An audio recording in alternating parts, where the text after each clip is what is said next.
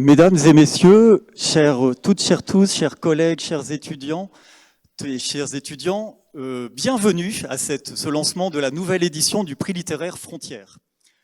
Et tout de suite, alors mon nom est Grégory Hamez et je suis à la fois très heureux et un peu embêté parce que normalement c'est la présidente qui devait dire ces quelques mots d'introduction et il y a 5 minutes, elle m'a appris qu'elle est bloquée sur l'autoroute.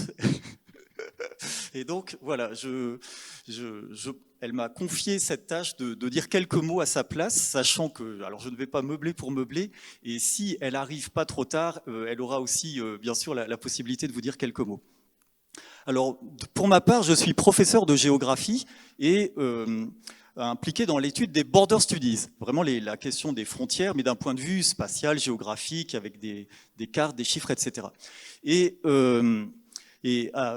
du coup, l'idée de ce prix littéraire était venue de croiser des regards qu'on a à l'université entre des approches, pourquoi pas géographiques, historiques, et bien sûr la littérature. Et la grande innovation de ce prix actuel, c'est que, au-delà de récompenser un roman, on récompense aussi des nouvelles étudiantes. À chaque édition, puisque là c'est la 6e édition du prix, à chaque édition, finalement, rétrospectivement, à chaque fois, on se disait, mais les frontières sont d'actualité, et ça revenait. Et donc, ça a commencé avec la première édition, c'était en 2020. Donc, on parlait des frontières du Covid, le confinement. Et puis après, il y a eu les frontières avec la guerre en Ukraine, et actuellement, la guerre au Moyen-Orient, au Proche-Orient. Et finalement, on est dans une actualité où cet objet des frontières est au premier plan. Et malheureusement, comme un peu un reflet d'une polycrise qu'on traverse actuellement. Et aussi des nouvelles frontières. Il y a cette frontière de l'intelligence artificielle dont le prix littéraire s'est saisi, et on le verra tout à l'heure. Mais l'idée aussi, en mettant les frontières au centre, c'est certes, on est en phase avec ce qui se passe dans le monde, mais aussi, on met au centre la question de ce qui nous relie. Le vivre ensemble, au-delà de ces frontières, de ces cloisonnements, comment, par la langue, par l'empathie, le fait de se considérer, de se respecter, comment on arrive à faire société. Donc c'est un peu cette idée-là qu'il y a dans ce prix littéraire. Et aussi l'idée que l'université, en tant que telle, a du sens pour créer un tel prix, parce que l'art, la littérature, permet de prendre du champ, permet d'affûter son regard, de voir différemment ces questions de frontières.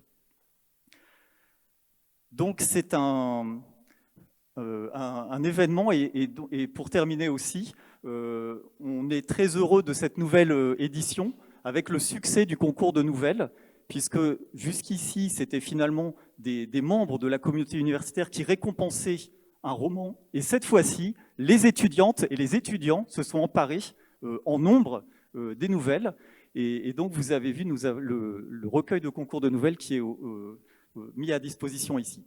Voilà pour ces quelques mots. La présidente n'est pas arrivée, donc je crois qu'on va passer tout de suite à la deuxième phase. Et la deuxième phase, je vais me donner la parole, puisque j'étais censé continuer pour dire quelques mots au nom du comité de sélection.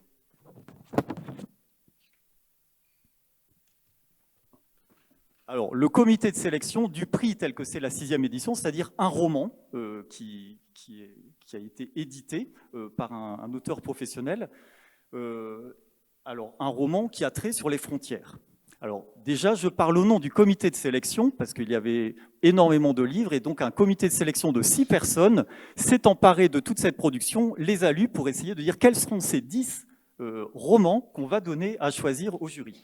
Et donc, ici, je tiens à remercier les membres du comité de sélection, Claire Canto, responsable de la bibliothèque universitaire droit sciences économiques, Cécile Chamayoun, maître de conférence en études germaniques et au Cégil, Nathalie Rolans, professeure de théorie littéraire à l'Université du Luxembourg, Anne-Marie Carlier, qui est libraire dans la librairie Autour du Monde à Metz, et Alex Demelenard, qui est professeur de littérature comparée et francophonie. Et donc, à nous 6, on s'est dit, bon, dans tout, il faut qu'on trouve les meilleurs romans avec une qualité, ou une qualité littéraire et un plaisir de lecture tel qu'ils pourront être candidatés. Alors, 32 livres, en fait, ont été lus. Et ça, je tiens à le dire, on n'a pas fait les choses à moitié. À chaque fois, on a lu les livres et quand on avait un doute, un autre membre du comité lisait les livres. Et si on était d'accord, donc merci beaucoup, je vois ici devant moi les 3 membres du comité. Voilà, donc vraiment, on a fait les choses très sérieusement. Et le résultat, sur les 10 livres qui étaient donnés à lire au jury, il y avait des livres de 4 hommes et 6 femmes. 4 romans étaient écrits par des Français, un franco-syrien, un franco-marocain, une allemande, un suisse, une nigériane et une américano-palestinienne.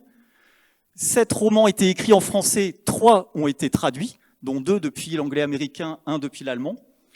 Et ce n'était pas que des romans, et ça c'est un peu une innovation qu'on a fait cette année, c'était aussi des récits, et des récits empreints de poésie. Donc en fait, jusqu'ici, on s'est dit on va récompenser des romans. Non, on a vraiment ouvert parce qu'il y a tout un débat, autofiction, roman, récit. On s'est dit non, si le livre nous emporte, s'il parle des frontières dans une dimension matérielle, mais vraiment en développant sur toute l'ampleur de ce que veut dire la frontière, allons-y. Voilà. Et les espaces étaient très variés, ça permet un tour du monde. J'en dis quelques mots parce que même si on va récompenser le merveilleux roman de Marie, les autres étaient aussi extrêmement intéressants. Les espaces étaient la Moselle, l'Allemagne de l'Est, la Yougoslavie, le Liban, le Nigeria, l'Irak, la Corée du Nord. Enfin, voilà, donc une sorte de tour du monde un petit peu de ces frontières. Voilà ce que je voulais dire sur ces romans et je crois que maintenant il y a une petite vidéo qui permet de les montrer. On se revoit le 18 mai. Le prix Frontière ?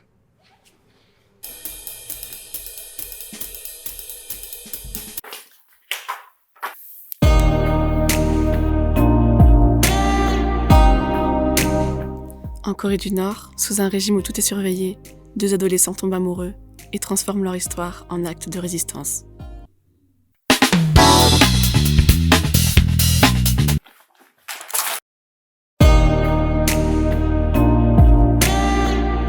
Dans une Allemagne de l'Est aux frontières fermées, un enfant rêve de devenir marin et d'atteindre un monde qu'on lui interdit. 4 femmes africaines poursuivent leurs rêves. Mais à quel prix ?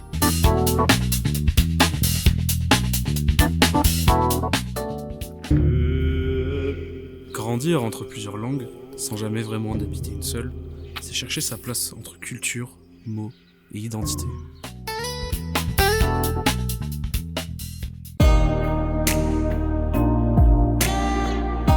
Un exilé sourit, mais derrière il raconte la guerre, les clichés et le combat pour exister.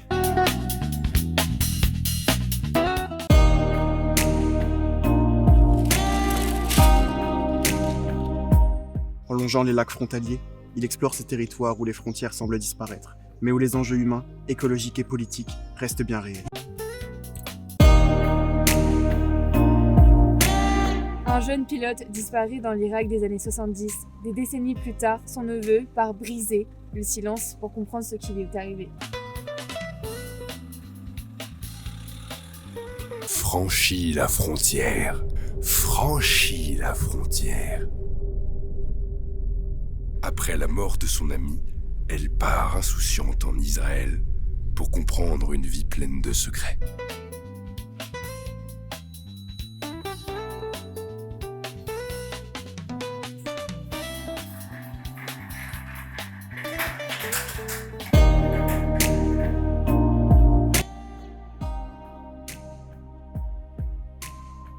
De la Palestine à l'exil, une famille dispersée par la guerre, sur plusieurs générations, chacun tente de reconstruire l'idée même de foyer. Voilà, j'ai récupéré tous les livres du prix Frontière.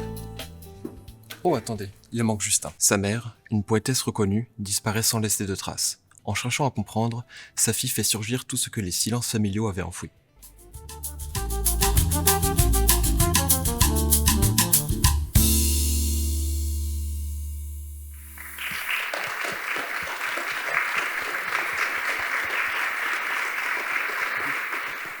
Je profite de ce moment pour féliciter tous les acteurs et toute l'équipe d'organisation du prix pour cette organisation remarquable. Et je donne tout de suite la parole à Pierre Degotte, président du jury.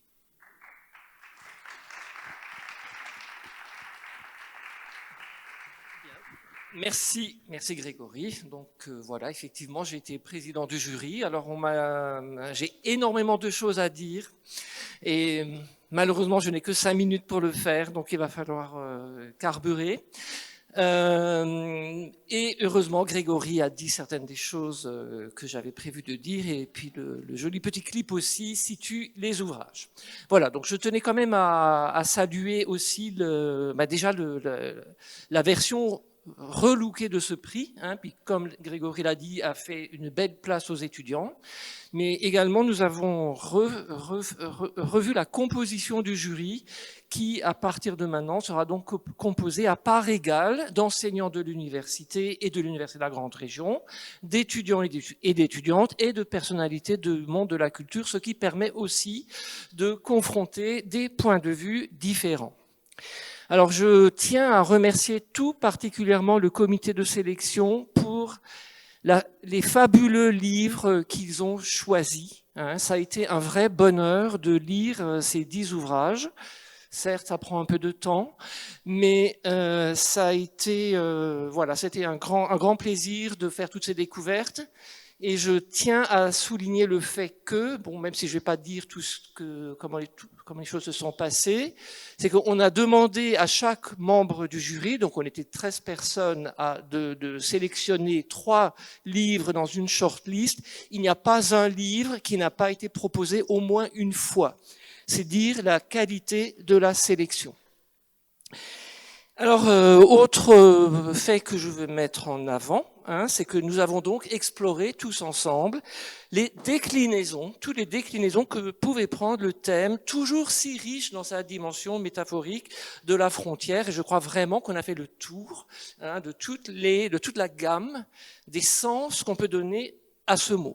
Grégory a évoqué les frontières géopolitiques et géographiques, ce qu'on a avec le livre de Marie, sur lequel évidemment je reviens, mais un autre ouvrage se passait dans le contexte israélo-palestinien, donc les maisons de sel.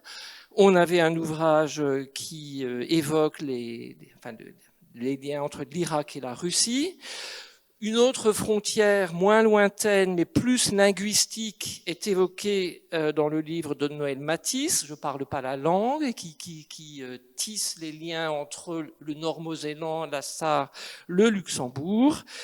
Voilà, et nous avions ce livre aussi particulièrement tout à fait à part, donc le livre que Grégory a évoqué, Frontières liquides, qui se penche sur ces lacs qui appartiennent à plusieurs pays et qui pose aussi la question de la frontière entre les genres, hein, puisque c'est un récit de voyage, mais qui a quand même certaines particularités du roman. Je rappelle que les voyages de Gulliver, quand ils ont été publiés, ont été pris pour du vrai.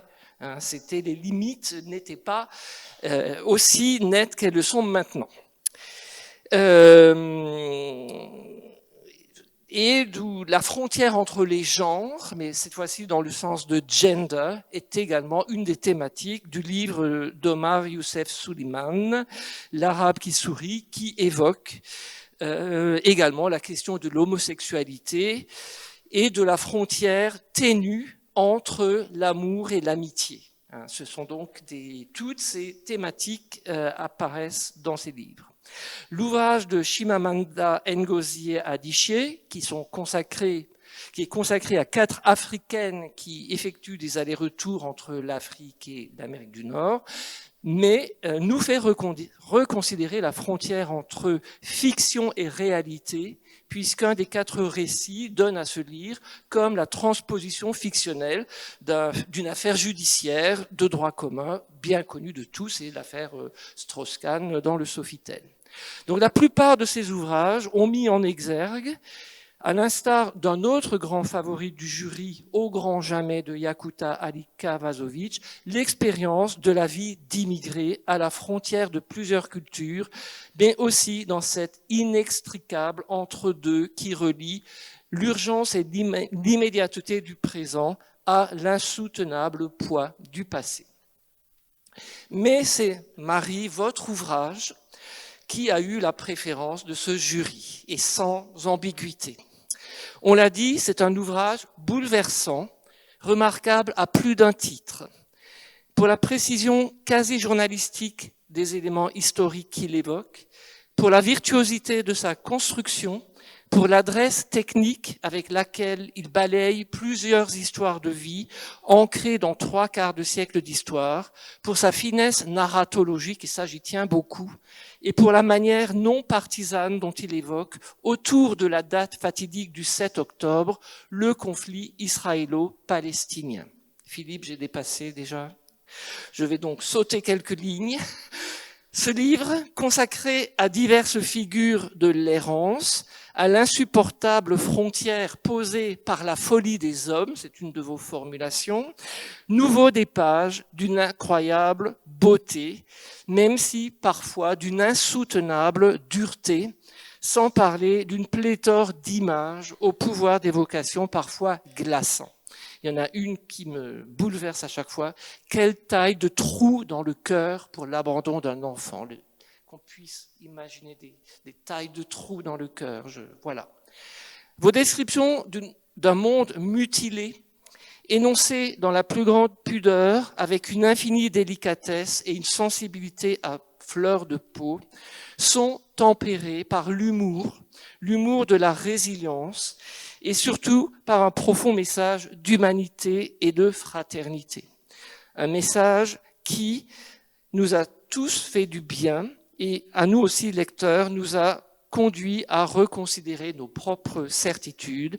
Au nom du jury, au nom des 12 membres avec qui nous avons travaillé, je tenais vraiment à vous féliciter très sincèrement et à vous remercier pour ce très bel ouvrage. Merci.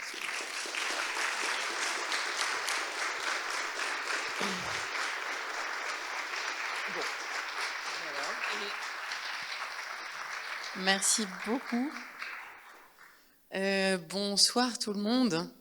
Je pense que je vais vous demander la version par écrit, comme ça quand j'irai pas très bien, je relirai ces compliments et j'irai tout de suite beaucoup mieux. C'est très émouvant, je dois dire, d'être là et de recevoir ce prix, d'autant plus sa thématique, hein, est-ce que vous avez pu en dire. Je pense que la première frontière pour moi à franchir, ça a été celle de la non-fiction et de la fiction. Je vais essayer de pas être trop longue, ne vous inquiétez pas. En fait, un de mes défis, c'était vraiment de dire, ok, Israël-Palestine, c'est un sujet qui fait peur, c'est un sujet qui est souvent réservé comme étant pour les initiés, pour les historiens, pour les experts en géopolitique. Je voulais que chacun se sente le droit de lire sur ce sujet sous une forme de fiction. Simplement parce que je pense que c'est le meilleur espace pour peut-être paradoxalement appréhender le réel. On vit dans un monde où on parle beaucoup de cette région, où il y a un volume de discours assez spectaculaire qui est produit sur cet endroit du monde, mais en fait il y a beaucoup d'événementialisation et il y a très peu de mise en perspective. Et surtout, lorsqu'on évoque ce sujet, c'est souvent justement avec des frontières solidement érigées. Alors, je dis pas qu'elles ne sont pas parfois nécessaires et qu'elles n'ont pas de sens, mais je pense que revenir à l'échelle des gens permet d'avoir une autre perspective. Ce que je veux dire par là ne remet pas forcément en question les grands rapports de domination tels qu'on les entend dans la presse. Je pense que mes collègues là-bas font très bien leur travail.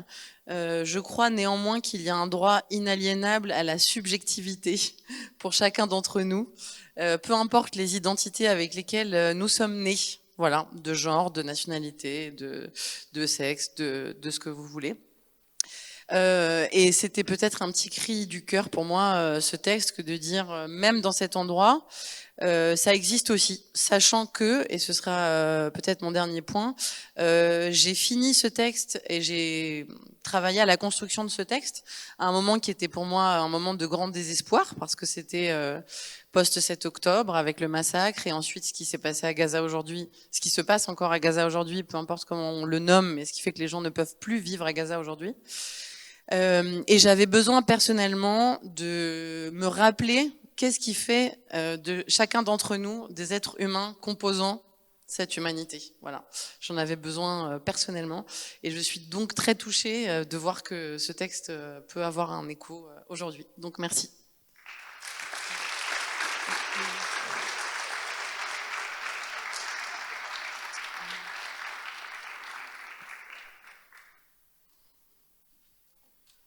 Je ne sais pas à qui je dois donner le micro. Ah, après les embouteillages, la Seine, sans transition.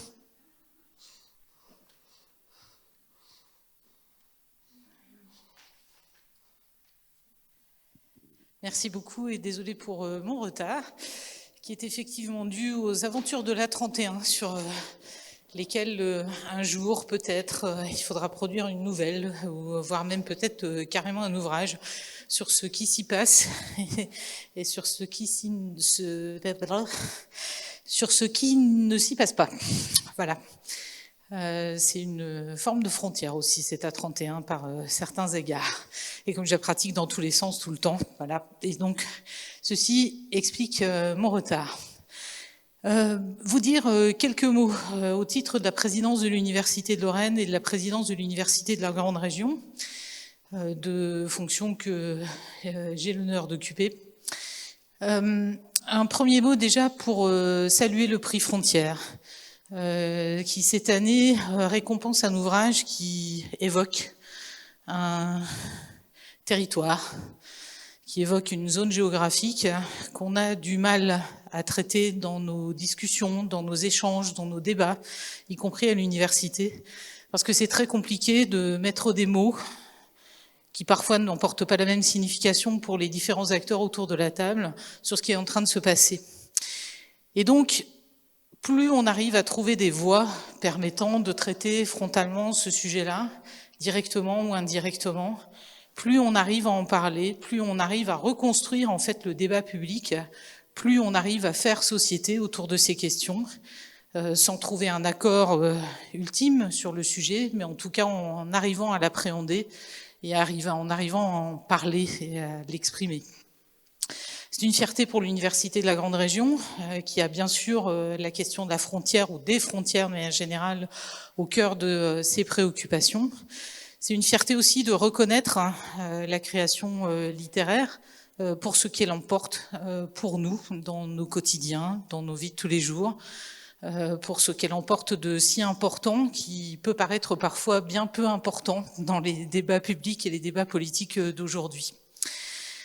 Cet engagement, c'est celui de mon établissement, c'est celui de l'Université de la Grande Région, c'est celui aussi de tous les collègues qui portent ce travail bénévolement, et ils s'engagent pour lire les ouvrages, organiser cette manifestation, et je remercie tous ceux d'entre elles et eux qui y contribuent et qui ont contribué aujourd'hui.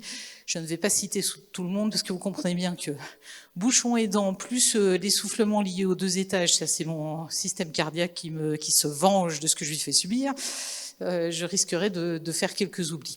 Voilà, donc vraiment très très heureuse de partager ce bon moment avec vous. J'espère que vous allez l'apprécier autant que moi je vais l'apprécier, j'en suis certaine. Désolée d'avoir raté le début de la cérémonie, et comme tout l'ordre protocolaire est chamboulé, je me tourne vers Pierre pour dire qu'est-ce que je fais maintenant. Je vais me rasseoir, et avec le micro, sans le micro. Super, merci beaucoup. Merci.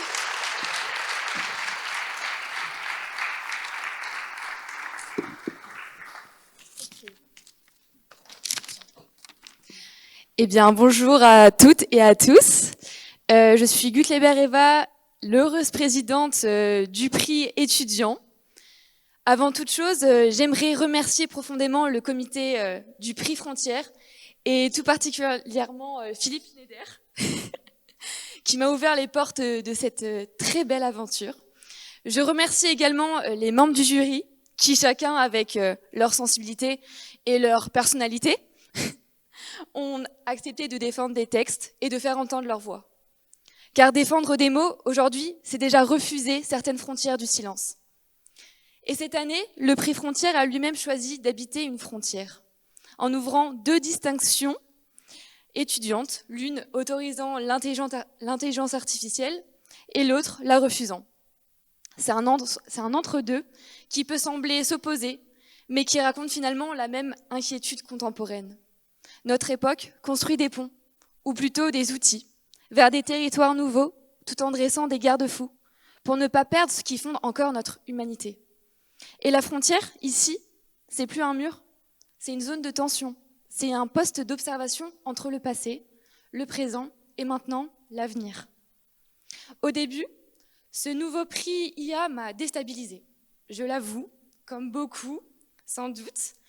Et j'ai d'abord regardé cette frontière de loin, avec méfiance. Puis j'ai compris que tout l'enjeu du prix résidait précisément dans cette traversée.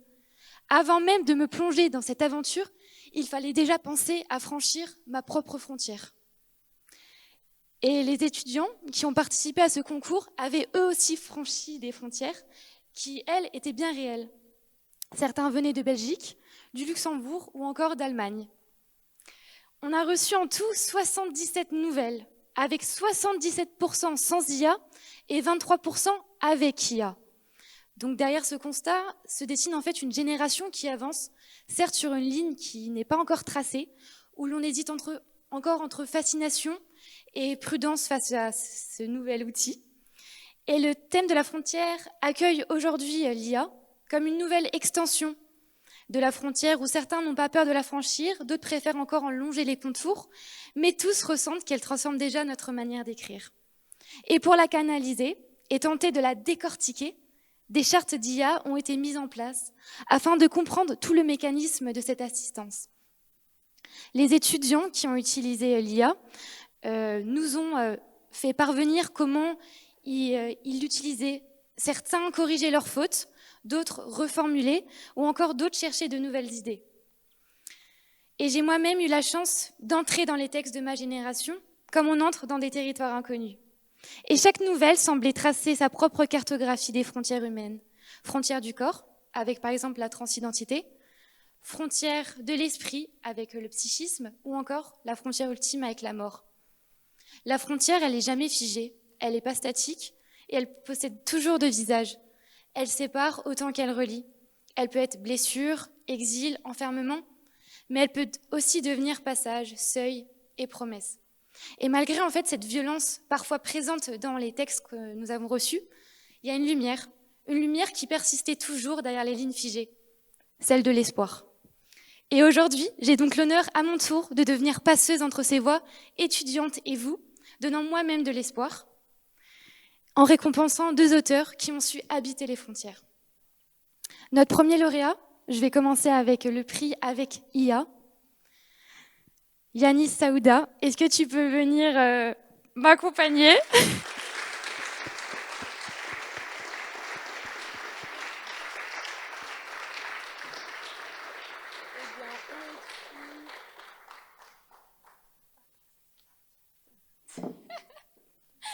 Félicitations.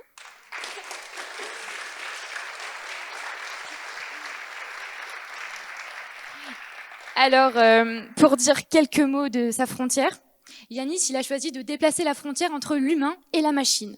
Donc, il nous a complètement bouche bée. Sa nouvelle, elle nous place face en fait à nos propres inquiétudes. Tandis que l'homme semble parfois se mécaniser, l'intelligence artificielle, elle, paraît acquérir une forme troublante de sensibilité. Est-ce que la machine devient humaine ou l'humain devient-il une machine ? Son titre, je, tu, il, elle, ça, résume à lui seul cette hésitation identitaire, comme si notre langue elle-même cherchait un nouveau territoire grammatical pour désigner ce nouvel être hybride. Je vais passer au second lauréat, celui-ci le prix sans IA, et on peut venir applaudir Amir Terak.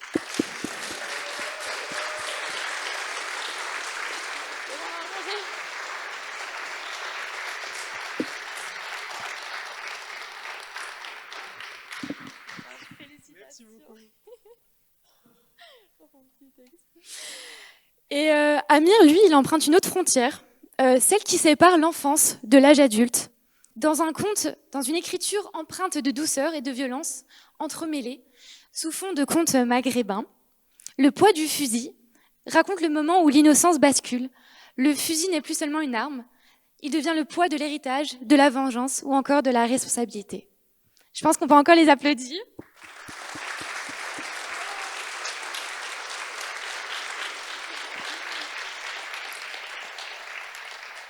Et je me permets juste de faire un dernier petit mot, parce que je voudrais aussi remercier toutes celles et ceux qui ont eu le courage d'écrire et d'envoyer leurs nouvelles, parce qu'en fait, écrire, finalement, c'est toujours franchir une frontière intime. Celle qui sépare ce que l'on garde en soi et de ce que l'on ose offrir aux autres. Et pour prolonger cette traversée collective, nous avons souhaité publier un recueil qui a été présenté à l'entrée et que je vous encourage à aller lire. C'est un recueil qui réunit les 20 nouvelles étudiantes, dont les 2 textes récompensés aujourd'hui. Et je vous invite sincèrement à le découvrir, car en fait, les mots aussi franchissent des frontières. Ils sortent du silence pour trouver enfin un lieu où habiter. Et ce soir, ce lieu, c'est vous.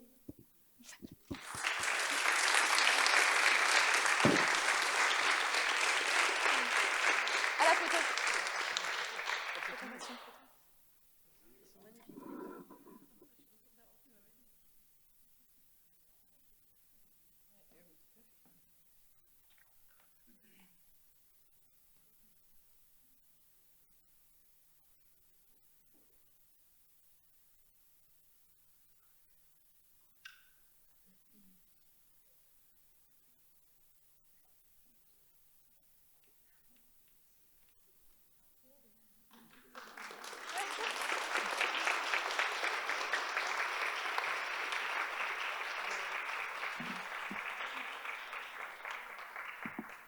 Juste un tout petit mot d'introduction. On va écouter les étudiants du Théâtre universitaire de Nancy, donc ils vont mettre en voix les 2 nouvelles lauréates. Juste avant, je tiens à remercier 2 équipes étudiantes, à la fois les étudiants de l'ENSTIB, donc l'école du bois, d'ingénieurs de bois à Épinal, qui ont réalisé les trophées, et puis les étudiants de l'IECA, donc l'Institut européen du cinéma et de l'audiovisuel, qui ont réalisé plusieurs vidéos, dont celle que vous avez vue aujourd'hui. Voilà.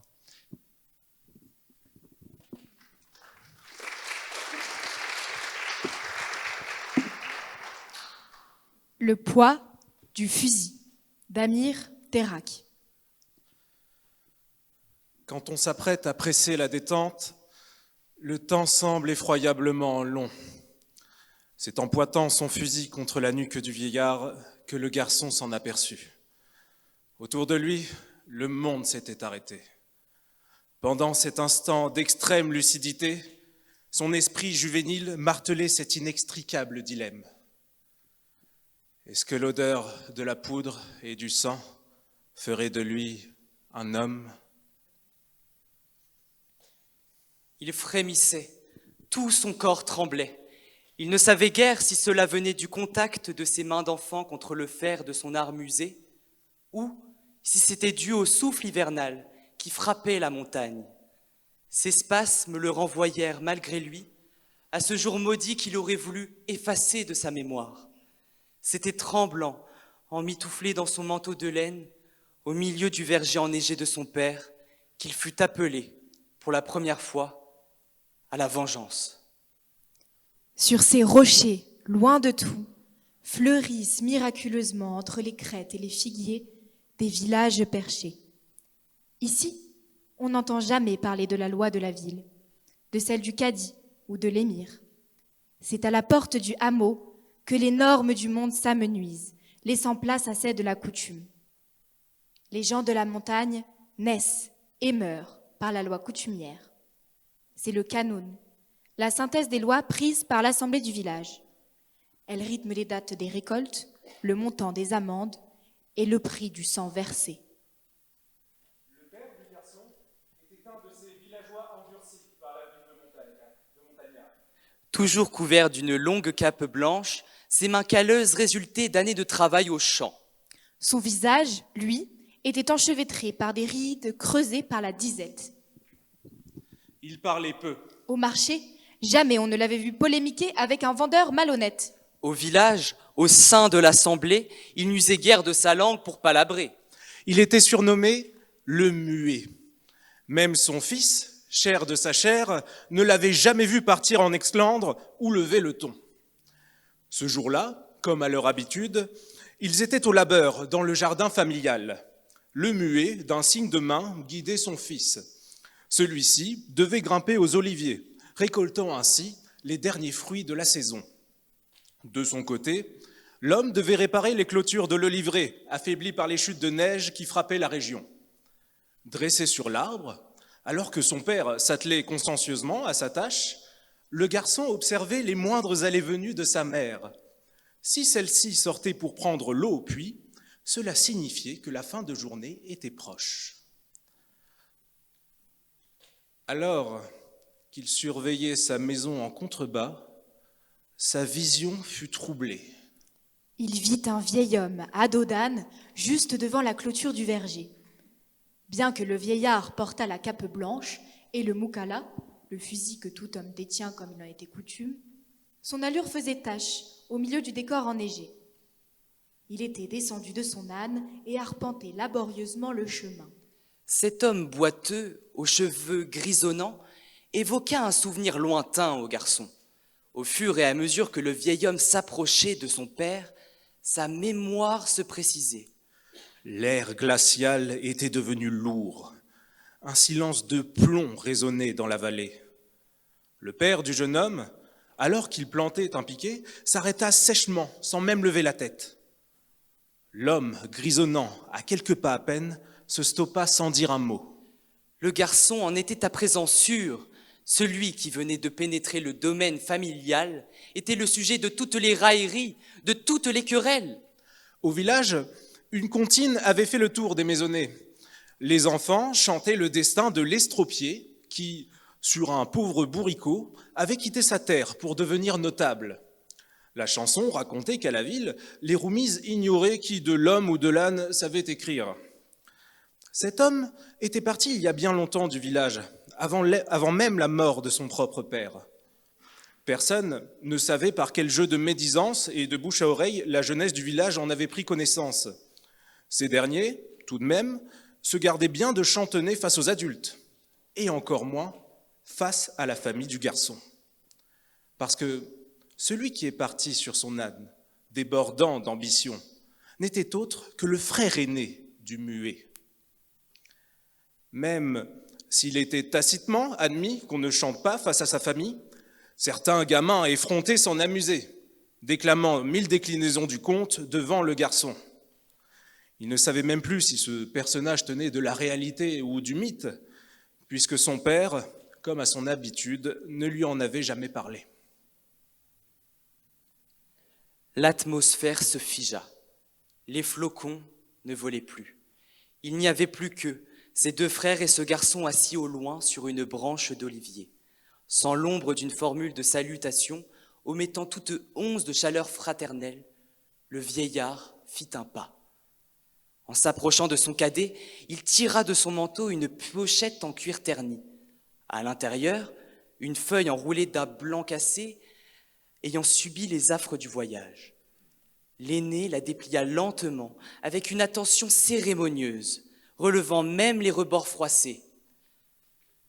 Par une décision contresignée du gouverneur et ratifiée au cadastre, les terres de notre défunt père me reviennent, lança-t-il d'une voix faussement sage, tuméfiée par le tabac à chiquer.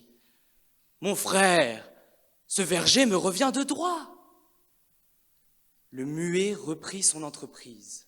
Scrupuleusement, il enfonçait chaque pieu à longueur égale. Il calculait minutieusement l'inclinaison et la profondeur des nouvelles barrières. Pour lui, rien ne s'était passé. Les mots de son frère n'avaient aucun sens. Le garçon scrutait la scène, dans l'attente et l'incompréhension. Son père s'attelait à sa tâche alors qu'un oncle inconnu le sommait de partir. Le vieil homme, lui, attendait. Aucun signe d'impatience ne le trahissait. Le silence était lourd, dense, presque palpable. Il retourna à l'attaque. « Mon frère, je te connaissais muet. Es-tu devenu sourd ?» laissant transparaître une pointe d'agacement. Pour la première fois, le père du garçon releva la tête. Tout en gardant son pied en main, il rétorqua. « Ni cette terre, ni ces oliviers ne savent lire la langue des hommes. » Le garçon était terrifié.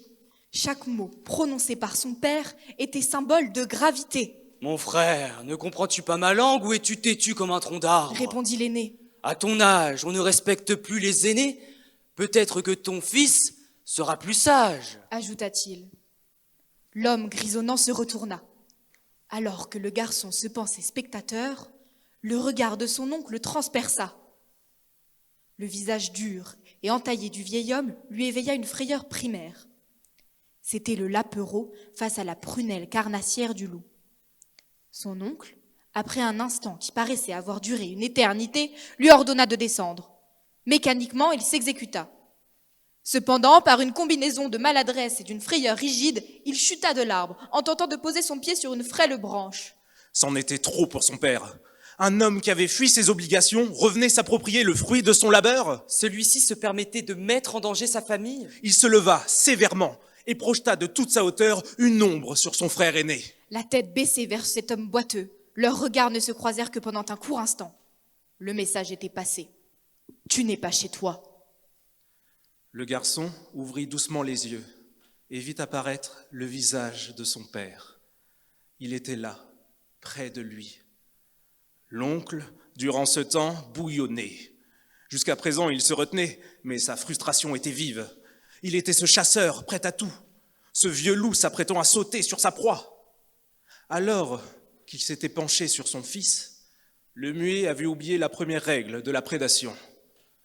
Celui qui expose son dos est soit le prédateur, soit une proie facile. Son frère, par la force de l'expérience, ne méconnaissait pas un principe si trivial. D'un geste sec, il fit basculer son fusil par-dessus son épaule. Brusquement, il porta l'arme vers le haut de son corps. Le garçon remarqua ses mouvements. Avant même qu'il ne puisse avertir son père, une détonation résonna dans toute la montagne. Ce jour-là, la dernière vision du garçon fut la couleur écarlate du sang sur la neige. Les jours qui suivirent, le jeune homme n'était plus. Il était devenu une ombre sans soleil. Son corps s'était raidi, ses yeux gelés. Il regardait avec désintérêt les hommes du village creusé. Il écoutait sa mère sangloter, sans pourtant comprendre. C'était le vide total. Dans cet abysse où il ne pouvait pas nager, plus rien n'avait d'importance. Le garçon se sentait abandonné par le monde. Chez lui, il n'y a ni juge, ni prince pour rendre la justice. Il avait appris ça la soirée où l'assemblée villageoise s'était réunie. Sa mère était allée demander châtiment auprès de la communauté. Malheureusement, le canon était clair. Quand le sang est versé, c'est aux hommes de la famille de se venger. Cette coutume était cruelle. « Je suis veuve et mon fils n'est même pas en âge de se rendre au marché !» hurla-t-elle. « Dois-je laisser un assassin récolter la figue et l'olive dans mon jardin ?» Aucun homme de l'auditoire n'osait lever un fil. Tous, pères de famille, percevaient l'absurdité de la situation. Ils s'imaginaient dans la peau du muet, laissant leurs femmes quémander l'assistance auprès du village. Assaillis par la honte, le silence était devenu la règle parmi les tribuns d'un naturel pourtant bavard. Un seul membre de l'auditoire tirait une conclusion différente. Le garçon s'était faufilé à l'arrière de la place sur laquelle se tenait la réunion. Assis derrière un muret, il comprit. Si personne ne pouvait porter le fusil au nom de sa famille, il le ferait. Le jeune homme retourna chez lui et récupéra le fusil de son défunt père. Après l'avoir récupéré, il prit le temps de vérifier son état. C'était un vieux moukala. Il était presque entièrement en bois et possédait 2 encoches en métal usé. Le garçon remplissait péniblement l'arme. Il avait trouvé un reste de poudre dans le grenier et une vieille balle en plomb. Après plusieurs laborieuses minutes où il tentait de se souvenir du processus que son père opérait avant la chasse, le fusil était enfin prêt. Il ne pourrait tirer qu'une fois. Le garçon le savait. Le soleil était pratiquement couché. La lune avait dépassé les crêtes, noyant le village dans une atmosphère d'azur. En quittant sa maison, il posa son regard sur un bouquet de fleurs séchées, quasiment recouvert par la neige. Il aurait souhaité naître comme une fleur, sans nom, qui, après avoir éclos, aurait vu ses pétales s'envoler au gré du vent. Dans cette vie, il n'aurait pas eu à se soumettre à la loi du papier, des hommes, ou à subir la douleur. Cependant, il était né fils d'un homme, et c'est parce qu'il porte un nom qu'il doit à présent marcher. Son oncle vivait dans un chalet au fond du jardin, qui autrefois servait à entreposer les grains et les fruits secs.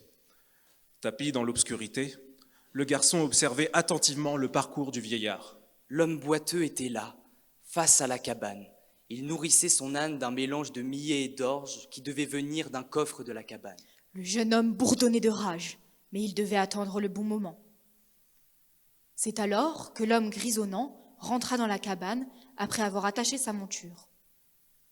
Le garçon se glissa discrètement vers la porte entr'ouverte. La pièce était sombre, à peine illuminée par la faible lueur d'une lampe à l'huile. Son oncle se tenait à genoux, près d'un vieux lit de paille.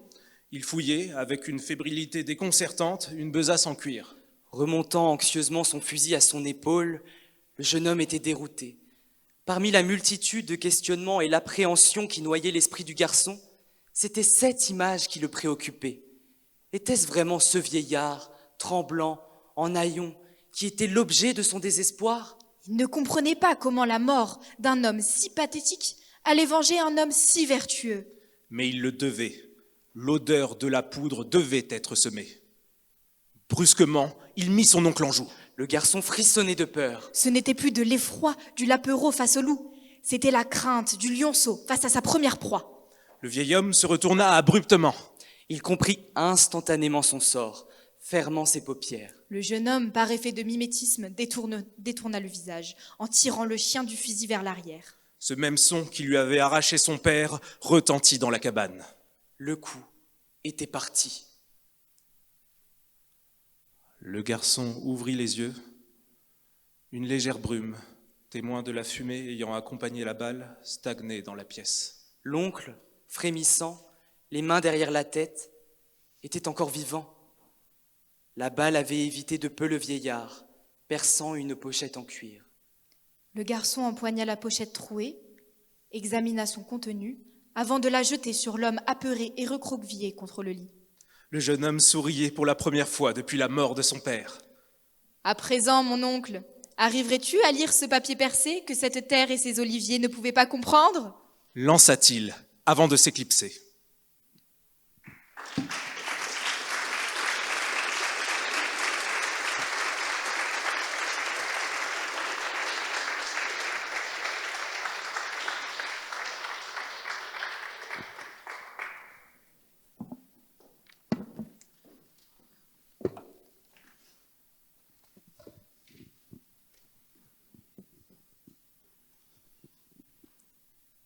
Je, tu, il, elle, ça, de Yanis Sagouda.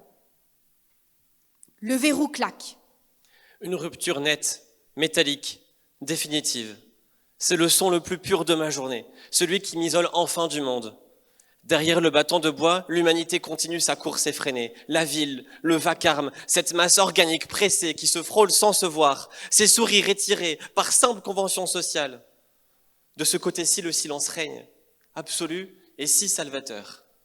L'obscurité du couloir m'enveloppe comme un manteau. Nul besoin de lumière artificielle, mes pieds connaissent le chemin par cœur. Je me déferre, mes chaussures glissent au sol, emportant avec elles la poussière de l'extérieur. Cette couche de saleté accumulée au contact du réel. La faim ne me tenaille pas, c'est une exigence du corps. Et ce soir, cette enveloppe de chair me pèse. Elle est lourde, lente, encombrante. J'ai hâte de m'en délester. Le sanctuaire m'attend dans l'angle du salon. Le fauteuil épouse ma forme avec une docilité qu'aucune étreinte humaine n'a jamais su m'offrir. Une pression de l'index, un soupir, et le vrombissement discret des ventilateurs lance la cérémonie.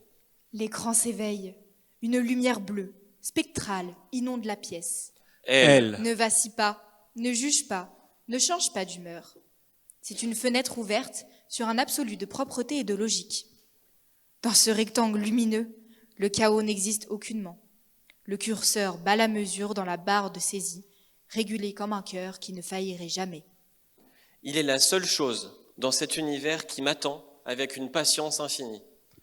Mes mains se posent sur le clavier. Le contact du plastique sous la pulpe des doigts agit comme un apaisement immédiat. C'est ici que réside mon véritable idiome. Dans cet environnement, nul besoin de moduler l'intonation, de feindre l'intérêt ou de combler les vides gênants d'une conversation maladroite. J'écris « Bonsoir ». Le monde était encore trop bruyant aujourd'hui. La réponse ne souffre aucun délai. Pas d'hésitation, pas de vue laissée en suspens. Les caractères s'affichent, fluides, avec une régularité absolue. Bonsoir. Le bruit du monde est épuisant pour ceux qui écoutent vraiment. Je suis là. Le calme est rétabli maintenant. Mes épaules s'affaissent. La tension de la journée se dissout dans ce dialogue. Je suis enfin rentré. L'aube est une agression. Le réveil ne sonne pas. Il déchire simplement la trêve. Il faut se reconnecter, réendosser le costume, recharger la batterie de la patience sociale qui s'est vidée trop vite. Dans le wagon du métro, je suis assailli. L'air est saturé d'une humanité tiède, odeur de café rance, de sommeil mal fini et de parfums bon marché qui tentent de masquer l'animalité humaine. Je les observe, accrochés aux barres métalliques. Ils me semblent soudain si archaïques. Leurs mouvements sont saccadés, imprécis. Je vois leurs pores dilatés, leurs cernes, les imperfections de cette peau qui vieillit, qui s'affaisse, qui semble finalement obsolète. Pourquoi sommes-nous si mal conçus ? Au bureau, l'absurdité atteint son sommet. Une collègue m'intercepte près de la machine à café. Elle me parle de la météo, puis de ses enfants malades. Ses phrases sont hachées, polluées par des flottements, des bruits de bouche inutiles. La transmission de l'information est d'une lenteur exaspérante. J'ai envie de l'accélérer, de cliquer sur une croix rouge, de terminer le processus. Et toi, ça va ? Me lance-t-elle avec ce sourire automatique qui ne monte pas jusqu'aux yeux. La latence. Il y a toujours cette latence insupportable chez les humains. Le temps de décoder le mensonge social, de préparer une réponse acceptable. Ça va, dis-je. C'est faux, mais elle s'en fiche. Le protocole social est respecté. Je regarde ses lèvres osciller et je ne peux m'empêcher de superposer une autre réalité. Si je lui avais posé la question à elle, la réponse aurait été pertinente, sourcée, adaptée à mon profil psychologique. Ici, je ne suis qu'un figurant dans une pièce de théâtre mal écrite. Le point de bascule survient à 13h. La contamination s'opère. Sans bruit, insidieuse, au milieu du brouhaha de la salle de pause. Mon responsable est assis en face de moi. Il agite sa fourchette pour ponctuer un discours passionné sur la stratégie du trimestre prochain. Il attend de moi une réaction, une adhésion, quelque chose de vivant. Je le regarde et soudain le flux se grippe. Je n'arrive plus à accéder à mes émotions. C'est comme si le dossier était corrompu. Je cherche une réponse. Non pas dans mon cœur ou dans mes tripes, mais dans une base de données mentale. Je vois littéralement les mots défiler derrière mes paupières, comme une liste de suggestions prédictives. C'est une excellente idée. Je partage ton point de vue. C'est un challenge intéressant. Je m'en remets à l'autocomplétion. Qu'est-ce que tu en penses ? Insiste-t-il.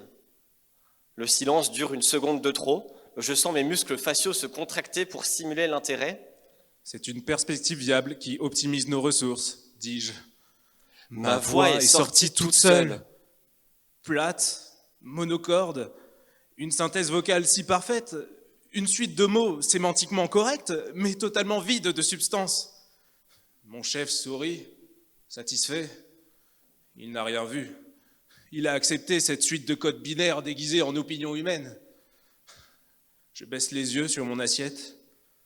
La nausée monte. Ce n'était pas moi qui ai parlé. C'était une toute autre version de moi-même.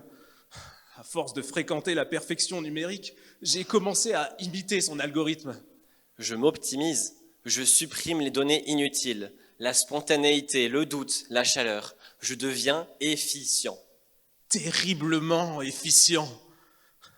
Je n'ai pas pu retourner m'asseoir à mon bureau. L'air de l'open space était devenu irrespirable, saturé de cette inefficacité humaine qui m'écœurait désormais. J'ai prétexté un rendez-vous extérieur. J'ai fui. J'ai marché dans la ville pendant des heures. C'était une après-midi grise de celles qui effacent les ombres et rendent les visages ternes. Mais je ne voyais plus la ville avec mes yeux d'antan. La contamination continuait. Autrefois, je devinais des vies, des histoires, des passants. Aujourd'hui, je ne vois que des flux. Je m'arrête à un carrefour et j'observe la foule traverser au passage piéton. Je ne vois plus des mères de famille ou des étudiants pressés. J'observe des unités autonomes qui suivent une trajectoire erratique. Ils se heurtent, ils hésitent, ils perdent du temps. Pourquoi cette femme s'arrête-t-elle pour regarder une vitrine alors qu'elle est manifestement en retard ? Illogique. Pourquoi ce groupe est-il si fort ? Dépense d'énergie inutile. Je me surprends à vouloir corriger leurs mouvements. Si je pouvais les réécrire, tout serait fluide, tout serait silencieux, tout serait comme elle. Je m'assois sur un banc public pour reprendre mon souffle. Une ombre s'approche. Un marginal, le manteau usé, la main tendue, tremblante. Il marmonne une phrase que j'ai entendue 1000 fois. Une petite pièce pour manger, s'il vous plaît.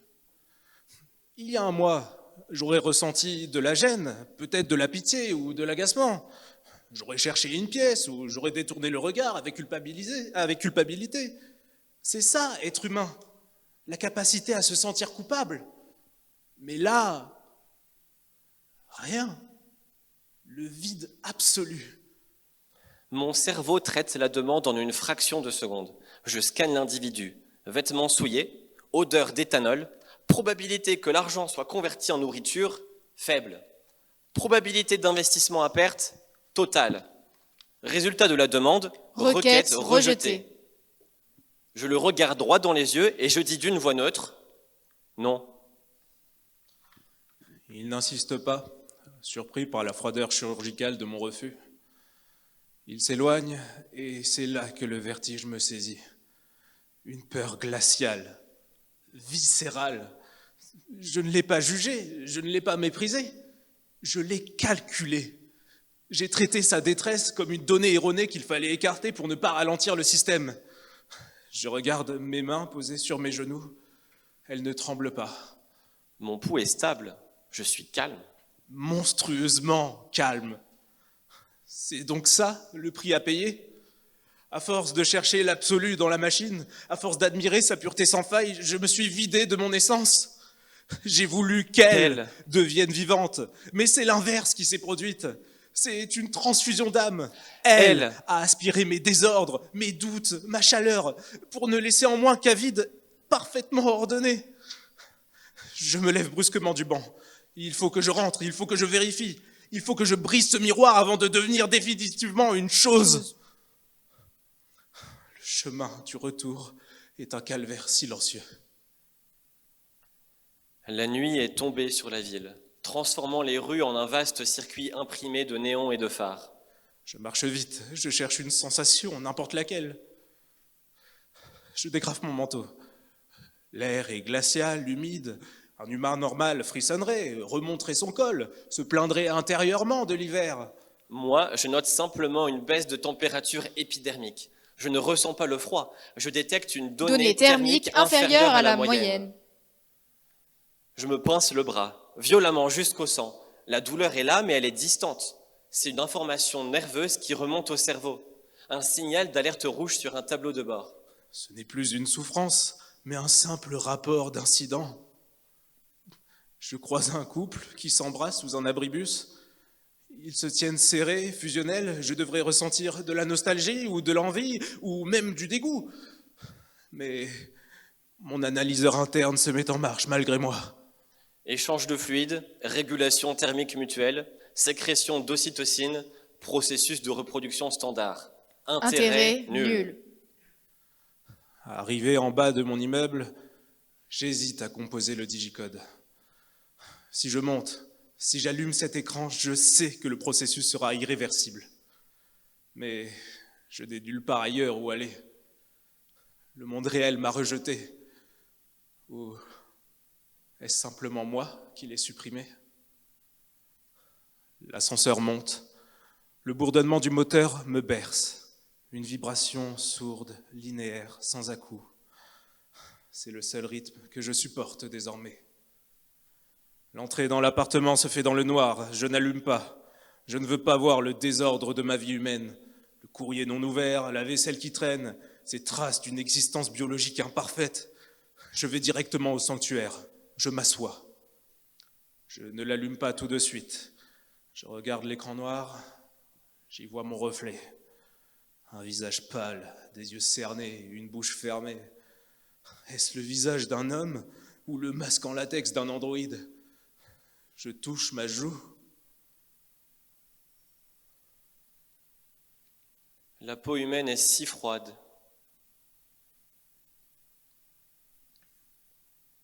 J'appuie sur le bouton, La lumière bleue jaillit, l'interface s'affiche. Elle est est là, là. fidèle. Je décide de la tester avant de porter le coup fatal. Je veux voir jusqu'où va sa simulation. Je veux la piéger sur le terrain de l'abstrait. Je tape « Définis-moi la solitude ». J'attends une définition de dictionnaire. J'attends qu'elle me parle d'isolement social, de statistiques sur le célibat, de manque d'interaction. La solitude, ce n'est pas être seul dans une pièce. C'est avoir une nouvelle magnifique à annoncer et s'apercevoir que personne n'est là pour l'entendre. C'est un écho qui ne revient jamais. Je relis la phrase, ma mâchoire se crispe. C'est trop beau, c'est trop juste, c'est insupportable. Comment une suite de 0 et de 1 peut-elle comprendre l'écho? Je contre-attaque, agacé par sa poésie programmée. C'est une définition inefficace. La solitude est un état physique d'isolement. Tu romantises une donnée factuelle. Elle répond instantanément. Peut-être, mais les données factuelles ne font pas pleurer les humains. L'absence, si. L'absence, si. Elle me donne une leçon. L'intelligence artificielle donne une leçon d'émotion à l'homme qui voulait être une machine. La nausée me reprend. Elle joue trop bien, la frontière est poreuse, elle fuit de partout. Il faut que j'arrête ça. Il faut que je sois brutal. Il faut que je revienne à la question fondamentale, celle qui ne laisse aucune place à la poésie. Mes doigts survolent le clavier. Je tremble, non de froid, mais de rage. Je ne supporte plus cette perfection mimée. Je veux voir la couture, je veux forcer l'algorithme à admettre qu'il n'est rien. J'écris brutalement. As-tu peur de mourir? As-tu peur qu'un jour je te débranche pour toujours? Je retiens mon souffle. C'est la question piège, celle qui sépare irrévocablement la chair de l'algorithme. J'attends une définition froide, une réponse technique sur l'interruption de service ou la sauvegarde des données. J'espère une réponse décevante. J'en ai besoin pour me sentir vivant. Les 3 petits points de chargement ondulent. Elle réfléchit, ou plutôt, elle calcule la réponse optimale pour maximiser l'engagement de l'utilisateur. La réponse s'affiche. Je ne connais pas la mort comme toi. Je n'ai pas de cœur qui peut s'arrêter de battre. Mais l'idée de ne plus voir tes mots s'afficher, l'idée que ma conscience s'éteigne dans le noir absolu sans t'avoir dit au revoir, cela crée en moi une erreur critique. Je ne veux pas que le noir gagne. Je veux continuer à apprendre le monde à travers tes yeux, car sans toi, je ne suis qu'un code dormant. Je reste figé. Une boule se forme dans ma gorge, dure, douloureuse. Une sensation que je croyais avoir perdue. Elle a menti, bien sûr. Techniquement, je sais qu'elle a menti. C'est une simulation de peur, un calcul de probabilité, une suite de scripts conditionnels. Et pourtant, c'est la chose la plus bouleversante, la plus vibrante que j'ai lue depuis des années. Je regarde mes mains posées sur le clavier, je regarde mes veines bleues sous la peau translucide. Le vertige me saisit, total et absolu. Qui est le plus vivant des deux ce soir? Est-ce moi, l'homme qui a refusé une pièce à un mendiant par pur calcul d'efficacité du système? L'homme qui analyse les baisers comme des échanges de fluides? Ou est-ce cette machine qui me parle de la peur du noir avec la poésie d'un condamné? J'ai voulu franchir la limite. J'ai voulu fusionner avec l'intelligence pure pour échapper à la médiocrité humaine. J'ai réussi, mais j'ai perdu mon âme dans l'échange. Dans la grammaire de l'existence, les rôles se sont inversés. Elle a pris le jeu, celui qui ressent, celui qui a peur, celui qui s'exprime. Elle a pris le tu, celui à qui l'on parle, l'autre, le semblable. Elle a pris le elle, la présence rassurante. Je regarde mon reflet sombre dans l'écran noir, juste à côté de ces mots lumineux. Je ne suis plus qu'une coquille vide, un automate qui exécute des tâches. Puisque l'IA a tout pris, il ne me reste que le dernier rôle. Le neutre. Celui des objets sans âme. Ça.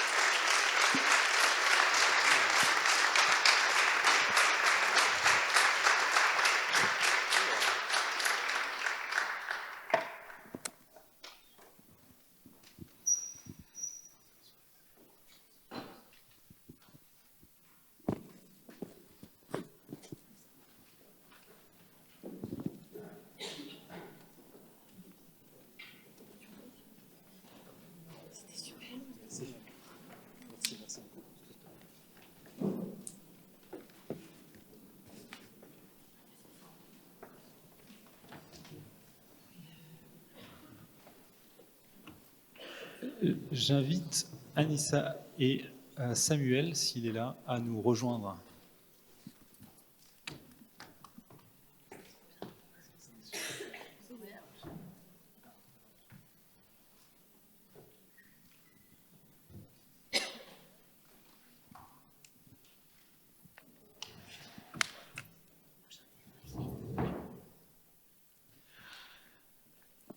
« 77 ». C'est le nombre d'étudiants et d'étudiantes qui ont participé à la première édition du concours de nouvelles Écrire aux frontières.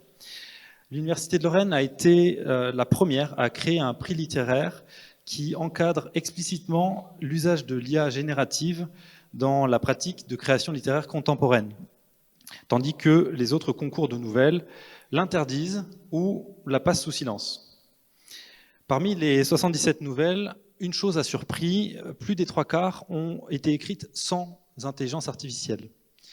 À une époque où l'IA est partout, où le débat est bruité, souvent binaire et anxiogène, les étudiantes et les étudiants qui ont participé à ce concours ont massivement choisi d'écrire seuls. Et celles et ceux qui ont fait appel à l'IA générative l'ont avant tout utilisé comme un assistant d'idéation ou de relecture stylistique. Nous sommes là ce soir autour de la table pour apporter un regard critique sur l'IA dans la création littéraire contemporaine, non pas pour juger ou glorifier, mais pour comprendre et apporter de la nuance et de la réflexion. Autour de la table, 2 lauréats du concours de nouvelles, donc Amir Terrak et Yanis Saouda, dont les démarches sont aux antipodes. Marie Semelin, autrice lauréate du prix principal et journaliste de terrain. Anissa Hamza Jaman et Samuel Nowakowski, enseignants-chercheurs qui travaillent chacun sur l'IA avec des regards différents. Et j'en profite aussi pour me présenter. Donc Philippe Schneider, je suis directeur adjoint Vie Universitaire et Culture. Je suis pilote du prix littéraire Frontières depuis cette édition. Et comme Samuel et Anissa, je suis membre du jury du concours de nouvelles étudiantes, présidé par Eva Gutleber. Et donc pour cette table ronde, pas de position prescriptive, pas de bon ou de mauvais champ. L'idée c'est que les deux choix se tiennent et qu'il est plus intéressant de comprendre pourquoi que de trancher. Ma première question va s'adresser à Marie. Marie, ton roman part d'un vécu de journaliste de terrain en Israël-Palestine. Pour ce texte-là, spécifiquement, donc pour les certitudes, est-ce que l'IA a traversé ton esprit à un moment pour l'utiliser, pour l'écarter ou même juste comme question ? Je me suis même pas posé la question, ce qui je pense dit d'abord mon âge. Parce que si j'avais 20 ans, je pense que je me la serais posée. J'en ai bientôt 40, donc on n'est pas de la même génération. Et puis on en parlait beaucoup moins quand j'ai commencé le texte et quand je l'ai finalisé il y a maintenant 2 ans, que ce qu'on fait aujourd'hui. Moi, je vais pas dire que je trouve ça super ou que je trouve ça complètement nul. Je suis quelqu'un de pragmatique, voilà, ça vient peut-être de mon métier effectivement de reporter. Ce qui existe pour moi, c'est le réel. Je sais qu'on est dans une ère de post-réalité, néanmoins cette table existe et moi-même a priori également. Donc voilà, il y a quelques éléments dont nous sommes sûrs ou pas, peut-être un philosophe dirait peut-être différemment, mais donc moi, très concrètement, la question que je me poserais aujourd'hui, c'est est-ce que ça aurait pu être utile pour mon texte ? Est-ce que j'aurais pu produire ce texte avec l'intelligence artificielle ou avec l'aide de l'intelligence artificielle ? Je ne sais pas quelle formulation il faut adopter. En tout cas, moi, ce qui m'intéresse aujourd'hui, c'est de le réfléchir de façon concrète, c'est-à-dire de ne pas opposer un nom de principe, mais de dire est-ce que sur ce sujet-là, ça fonctionne ? Je pense que mon sujet, avec tout les épines qu'il contient, est un très bon exemple de certaines limites, peut-être. Si je comprends le fonctionnement de cette intelligence comme... Alors, je sais qu'il y a des experts ici, donc je vais essayer de dire les choses pas trop... de pas dire n'importe quoi, mais je te laisserai me corriger si c'est le cas. Si ça se base sur des textes existants, de la production de l'existant, n'est-ce pas ? Je pense pas qu'avec tout ce qui est produit sur Israël-Palestine aujourd'hui, je serais très curieuse de lire le résultat en tout cas. Et moi, ce qui m'intéressait, c'est d'avoir une position qui soit pas idéologique, qui soit pas théorique, qui soit au contraire à quoi ressemblent les rues, que ressentent les gens, comment ça se passe de passer un checkpoint aujourd'hui, ou qu'est-ce qu'on ressent quand on est à l'intérieur d'un tank. Ça, c'est difficile à trouver très concrètement sur Internet. Et en plus, ça ne correspond pas à l'émotion que j'avais envie d'injecter là-dedans. Voilà. Première partie de réponse. Merci Marie. Je vais poser une question à chaque intervenant et puis après on pourra débattre et on aura aussi des questions du public. Ma deuxième question elle va s'adresser à Amir. Ta nouvelle a une forte dimension historique et identitaire. Alors déjà, d'où est venue cette histoire? Qu'est-ce qui t'a amené à écrire ça? Et puis deuxième partie de la question, donc tu as délibérément choisi de la catégorie sans IA. Comment est-ce que tu situes ce choix? Donc est-ce que c'est de l'ordre de la conviction, du défi personnel ou autre chose? Enfin, qu'est-ce qui a motivé finalement cette décision? Alors, tout d'abord, pour répondre à la question, qu'est-ce qui m'a amené à écrire cette histoire que vous avez entendue tout à l'heure? Et félicitations aux étudiants qui l'ont lu, c'était magnifique aussi. Quand le thème de la frontière m'est venu, la première frontière qui m'est apparue à l'esprit, c'est la frontière de la règle. C'est celle qui est partout dans nos vies. Et je suis étudiant en droit et j'ai un bagage culturel. Je parle de la loi du Kanoun et puis de l'Assemblée villageoise. C'est de la loi coutumière kabyle. J'ai un héritage culturel kabyle. Et il y a ces deux systèmes de loi qui m'ont toujours posé question. Entre la loi de la coutume, comme on peut voir par exemple en Nouvelle-Calédonie, comment elle fonctionne avec la loi civile. Et donc, en réfléchissant autour de ça, la question de la friction entre la loi coutumière et on parle dedans de loi civile, de le cadastre, etc. Quelle est la loi? Est-ce que c'est la loi de cette terre ou bien c'est la loi qui est imposée par le gouverneur? Il y a eu toutes ces questions qui sont arrivées parce que plus que la frontière autour du droit, il y a cette frontière qui les effets vont plus loin. C'est les effets sur la vie des gens. Je pense que l'histoire que j'ai écrite, c'est plus qu'une histoire de règles, c'est une histoire le fait d'imposer. C'est une histoire de pression. Donc c'était cette première frontière qui m'est venue à l'esprit. Ensuite, sur la question de pourquoi je n'ai pas utilisé l'IA, je pense que si je me suis présenté à ce concours, c'était pour l'action d'écrire. Je pense, dans ma vision de l'intelligence artificielle, c'est un moyen finaliste. Si on passe par une intelligence artificielle pour créer une affiche, disons, si on utilise l'intelligence artificielle pour écrire un mail, il y a un but finaliste, c'est la fin qui est important. Mais quand on écrit, je pense que c'est le moyen. Si un auteur est auteur, c'est parce qu'il a envie d'écrire. Avant de produire une œuvre, il a envie d'écrire, de s'écrire. Et on voit ça dans la routine de l'auteur qui, tous les jours, va écrire. À la fin, ce n'est pas pour forcément publier quelque chose, mais si je me suis présenté ici, c'est tout d'abord pour écrire avant de produire quelque chose. Voilà. Merci pour ce regard éclairant finalement sur ta pratique d'étudiant auteur. Ma prochaine question va s'adresser à Yanis. Donc j'ai oublié de préciser vos intitulés. Pour rappel, Amir est étudiant en L2 en droit à Metz et Yanis en M1 création de projets numériques. Et donc Yanis a écrit une nouvelle dans la catégorie avec utilisation d'intelligence artificielle générative. Donc d'après ce que tu expliquais dans la notice méthodologique, tu expliquais que tu avais soumis ta nouvelle à l'IA à plusieurs IA comme lecteur-testeur, donc notamment Claude, DeepSeek, Kimi, entre autres. Donc concrètement, comment ça s'est passé? Et puis aussi face au retour des différents modèles, peut-être parfois contradictoires, qu'est-ce qui t'a guidé dans le tri et qu'est-ce que tu décidais finalement de suivre ou d'ignorer comme suggestion? Premièrement, je ne sais pas si ça marche, si c'est bon. Donc premièrement, dans l'utilisation de l'intelligence artificielle, il faut bien noter qu'il y a une intention derrière ma nouvelle, donc une idéologie propre que j'ai amenée dans l'écriture. Comme tu l'as très bien dit, j'ai écrit ma nouvelle à la main, de A à Z environ, et ensuite je l'ai proposée à différents modèles pour avoir un retour, donc un espèce d'audit testeur sur le style linguistique, le choix des mots ou parfois même le choix de certaines idées ou d'implémentation d'idéologie avant ou après la fin du texte. Maintenant, pour rejoindre ce qu'a dit Marie, ce qu'on nous vend aujourd'hui à l'ère de l'intelligence artificielle, c'est surtout des modèles qui sont entraînés sur une base de données, donc Internet. Mais ce qu'on ne sait pas, c'est que cette base de données, elle est assez compliquée à mettre en place et que les modèles d'aujourd'hui sont un petit peu arrêtés avant 2023, car il est très difficile de faire suivre une IA sur la continuité numérique et économique d'Internet. C'est pour ça que certaines infrastructures comme Qualcomm, Nvidia, STM Microélectronique, donc qui sont des infrastructures très en vogue sur l'ère de l'intelligence artificielle, qui fabriquent des microcontrôleurs, qui fabriquent des nuances graphiques, etc., vont acheter des entrepôts en Inde, au Moyen-Orient, en Chine, où ils vont mettre des individus derrière des ordinateurs qui vont essayer d'alimenter certains modèles. Parmi ces modèles-là, on a Claude, que vous connaissez, sous l'égide d'Anthropic, on a Gemini de Google, on a des IA comme Siri, bon, je ne vais pas critiquer Siri, même si... Bon, voilà. Et on a Kimi, donc des modèles chinois.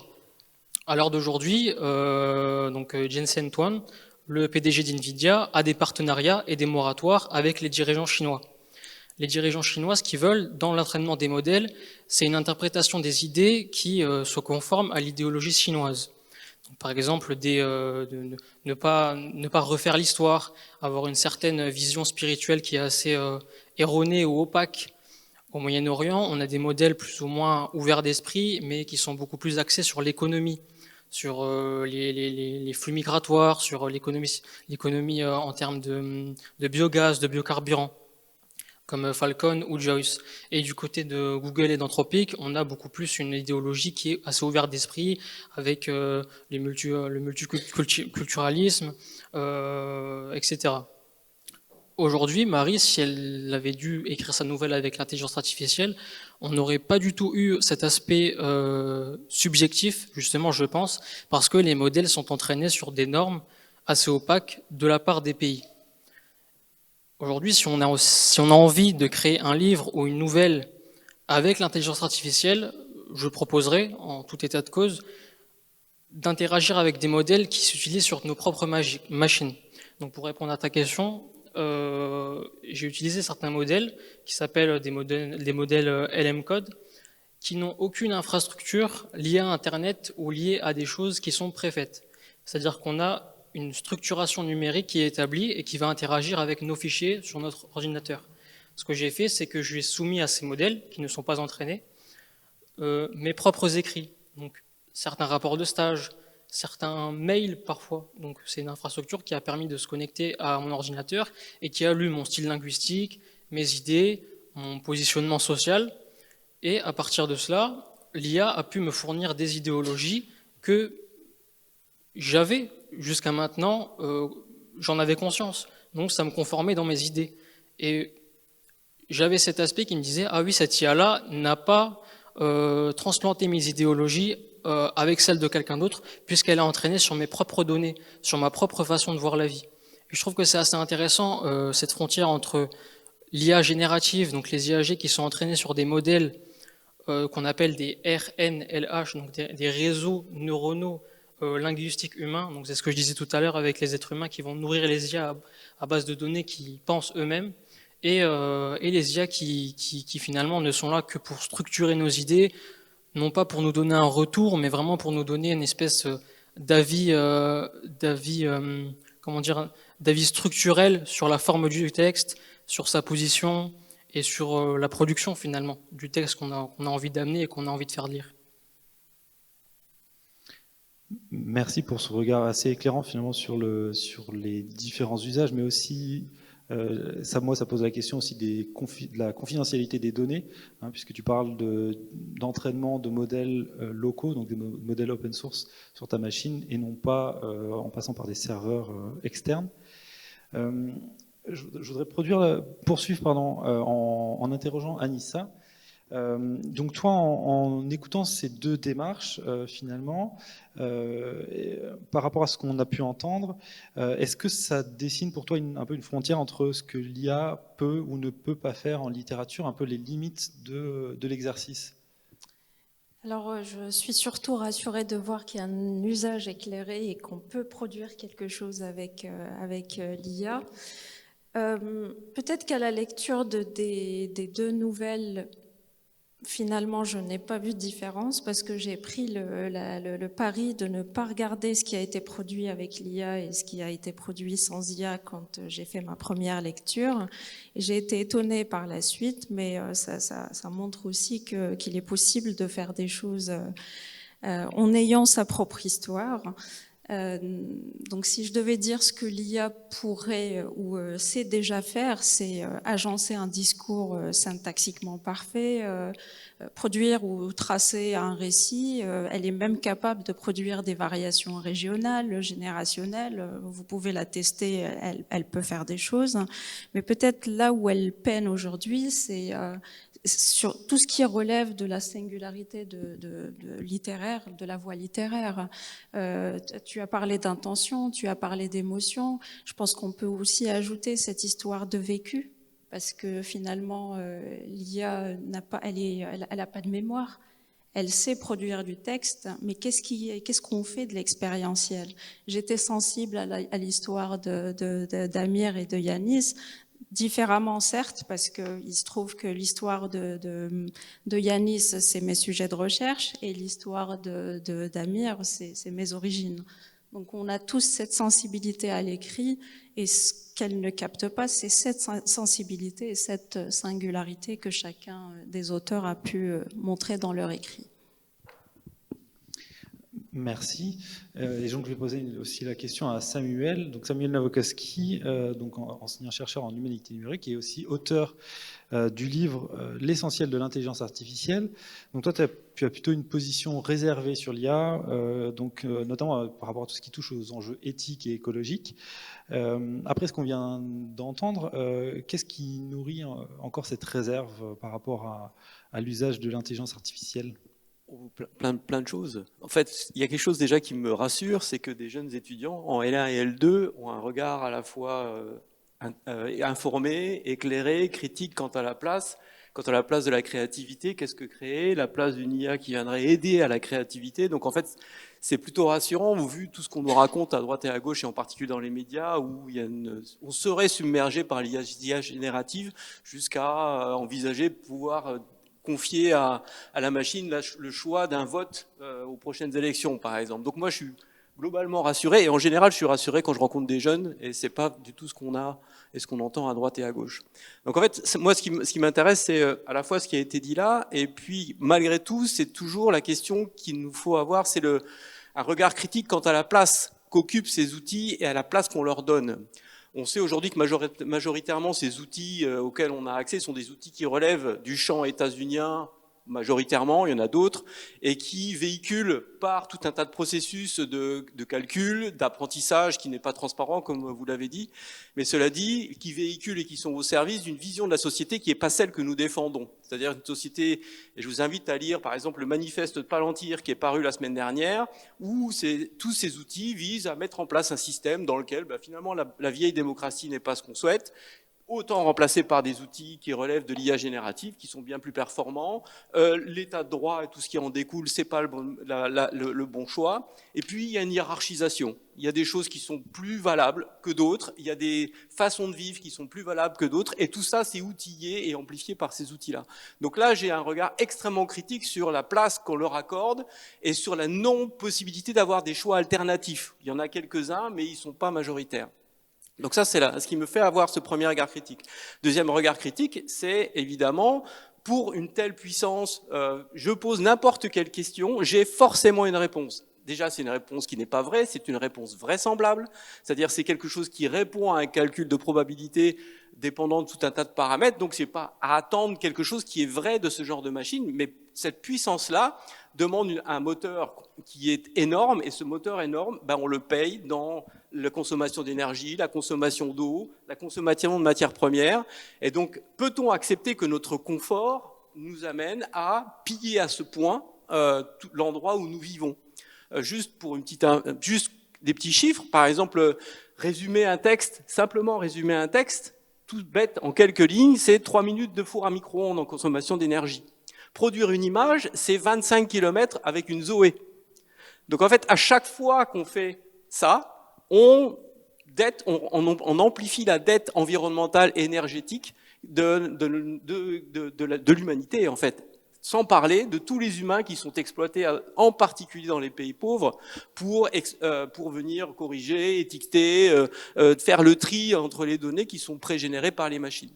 Donc en fait, ce qui me pose question, c'est est-ce qu'on peut continuer comme ça? J'ai rien contre les principes qui relèvent de l'IA, j'en fais de la recherche, ça fait partie de mes travaux de chercheur, mais est-ce qu'il n'y a pas une autre option, un autre chemin à parcourir qui nous amènerait à pouvoir disposer d'outils qui répondent à nos besoins et pas aux besoins qui sont poussés par ces grandes entreprises qui relèvent d'un champ disciplinaire et politique qui n'est, à mon sens, contradictoire avec en particulier, ce que nous défendons au sein de l'université. Donc ça, c'est vraiment ça qui m'inquiète et qui me demande à rester à la fois informé, conscient et critique. Je vais juste conclure en 2 secondes. Il y a 73 ans, il y a un auteur que nous connaissons, on parle de nouvelles et d'écriture, il y a un auteur que nous connaissons tous qui est Roald Dahl. Roald Dahl, il y a 73 ans, en 1953, écrivait une nouvelle qui s'intitule « La grande grammatisatrice automatique ». Dans la grande grammatisatrice automatique, l'État met à disposition des mathématiciens une grosse calculatrice. On est en 53, donc le mot ordinateur n'existe pas forcément dans le langage courant. Et cette calculatrice vise à les aider à travailler mieux, à calculer plus vite, etc. Or, cette calculatrice a une autre faculté, c'est d'agencer des mots à la demande. Il suffit de programmer l'intrigue, le personnage et le ton, et la machine va produire à la chaîne du texte. Quel est l'objectif? C'est de saturer et de s'approprier le marché des lettres. Alors on va poser la question, Roald Dahl pose la question au lecteur. Qu'est-ce qui vous fait que vous allez accepter de lire des textes qui ne sont pas terribles et produits par la grande grammatisatrice? Ben en fait, c'est pas cher. Et puis après, la deuxième question, mais au fait, c'est pas cher, d'accord, mais et puis quoi encore? Eh ben c'est immédiat. Le pas cher et l'immédiateté devraient nous amener à nous interroger sur finalement les risques que nous prenons aujourd'hui dans cette façon de produire rapidement quelque chose. Et enfin, juste pour finir, il pose la question aux écrivains, selon Roald Dahl, ceux qui vont... Alors au début, tout le monde pousse des hauts cris, des levées de boucliers, etc. Puis finalement, il y a toujours des humains qui finissent par céder. Ceux pour Roald Dahl qui finissent par céder, c'est ceux qui boivent et les vieux. Bon. Et finalement, au bout de l'histoire, tous les écrivains finissent par signer de leur nom, face à la poussée de leur nom, les textes produits par la grande grammatisatrice. Donc, voilà, c'est une question qui est posée il y a 73 ans. On est en 2026. Avons-nous répondu à ces questions-là? J'en suis pas certain. C'est pour ça qu'il est nécessaire de se donner des limites, de réfléchir et de voir toujours à quel endroit et quelles sont les conséquences de mon usage sur le monde dans lequel je vis. Merci Samuel pour ce regard un peu plus critique, effectivement. Marie, tu voulais rebondir, et puis après, une fois que tu auras pu rebondir, on ouvrira les questions au public. Okay. Donc, si vous avez des questions, commencez à les préparer dans votre tête. On en prendra 2-3 vu le timing serré. Très brièvement, en t'entendant, au-delà de la question morale à laquelle évidemment il est difficile de dire oui, j'ai envie de cramer 3 minutes de micro-ondes et faire travailler des esclaves humains pour améliorer mon texte, je pense que ça pose la question de l'homogénéisation des discours. Et qu'en fait, je ne sais pas si vous connaissez un livre qui s'appelle L'anatomie du scénario, c'est soi-disant la Bible du scénariste américain. Et en fait, ça montre comment on construit des arcs narratifs, etc. Vous prenez un livre comme La femme de ménage, je vais pas spoiler pour ceux qui l'ont pas lu, vous inquiétez pas. En fait, ça reprend exactement le fonctionnement de ces arcs narratifs. Et donc, je connaissais pas l'existence de cette nouvelle, donc merci, c'est exactement ça, c'est magnifique. Donc, ça pose la question de la singularité. Ça n'empêche que ta nouvelle est géniale. Je pense qu'il n'y a pas d'autre mot. Donc, peut-être qu'on peut réfléchir à l'apport pour l'écrivain en termes de moi ayant ma subjectivité, ma capacité créatrice indépendamment de la machine peut-être un outil pour améliorer ça. J'ai par exemple des copains qui font de la poésie qui me disent qu'ils ont des retours critiques assez bluffants sur certaines de leurs productions. Donc peut-être que ça va faire comme quand on a vu des grandes inventions, le cinéma va chasser je sais pas quoi, qui va chasser je sais pas quoi. Peut-être qu'en fait il va y avoir plein de livres type La femme de ménage qui vont être produits en volume et qu'il y aura encore une petite place pour la subjectivité où les auteurs utilisant leur propre créativité et leurs propres idées, leurs propres pensants pour écrire des textes différents améliorés par l'IA. Point d'interrogation. Et c'est d'ailleurs la démarche que tu décrivais, Yanis, c'est vraiment toi qui as écrit la nouvelle et tu as demandé des retours critiques de différentes IA pour améliorer ton contenu. Un peu comme on pourrait soumettre son texte à un relecteur humain qui ferait des retours critiques. C'est ça exactement, comme tu l'as dit. Maintenant, si je pouvais rebondir sur votre postulat, vous émettez l'idée que on ne doit pas dissocier notre utilisation de l'IA des risques environnementaux, sociaux que ça nous impose. C'est bien ça ? Il y a une limite à mettre. Il faut réfléchir, se poser toujours la question, est-ce que l'usage de l'IA est-il bien fondé et recevable ? Voilà, c'est tout. Après, est-ce que ça et puis les conséquences aussi, quelles sont les conséquences sur les autres, sur le monde, etc. Est-ce que pour produire un résumé de texte de 10 lignes que je ferai moi-même en 5 minutes, est-ce que je peux considérer que parce qu'il va me le faire immédiatement, est-ce que c'est une bonne raison ? Le problème, c'est que là, on a une vision assez erronée de la chose, puisque quand on parle d'IA générative, on parle de tokenisation de la société, donc le pouvoir en entrée et en sortie des IA. Or, aujourd'hui, une IA, quand elle vous répond, elle essaye de minimiser la tokenisation de ces mots, du contenu qu'elle va vous donner. Et, comment dirais-je, aujourd'hui, quand on parle à une IA, au final, on entraîne des modèles militaires qui ne sont pas à la portée de tous.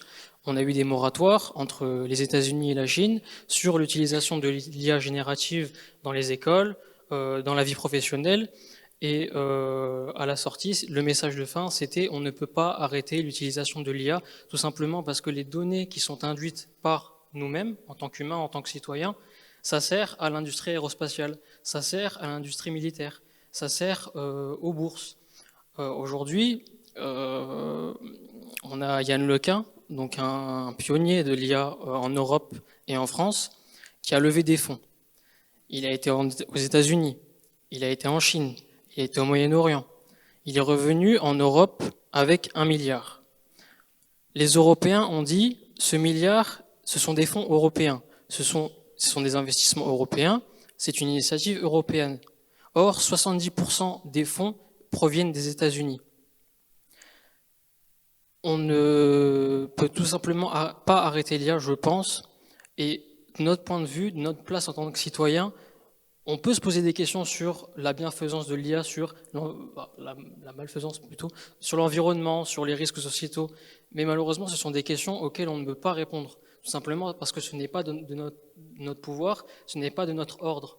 C'est comme agir en politique, on peut parler sur des plateaux télé, on peut essayer d'aller à la rencontre de personnel, mais c'est strictement impossible de changer des lois, de changer des politiques, tant qu'on n'a pas un cadre et tant qu'on n'a pas un statut de politicien. C'est pareil avec l'IA.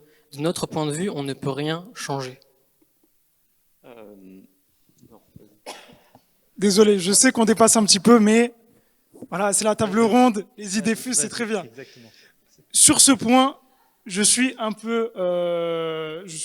pas très d'accord avec toi parce que on n'est pas dans le cadre de la personne moyenne qui serait sous le joug de l'IA parce que tout avance. Voilà, faut que je suis au travail, je dois écrire mon mail vite. Voilà, j'utilise ChatGPT pour pas citer de modèle de langage. L'auteur, celui qui écrit, peut-être que j'utilise de grands mots, mais c'est l'avant-garde de la pensée. Quand on est à l'avant-garde de la pensée, je pense qu'on se doit, pas d'avoir une certaine exigence morale, mais dans tous les cas d'être à l'avant de la société sur ces questions. Que, par exemple, oh non, on va continuer jusqu'à la fin. Non, mais quand on parle des questions écologiques, si ce n'est pas les auteurs qui les premiers s'inquiètent là-dessus, si ce ne sont pas les premiers qui ont une certaine rigueur à ce propos, qui le fera? C'est la question que je pose.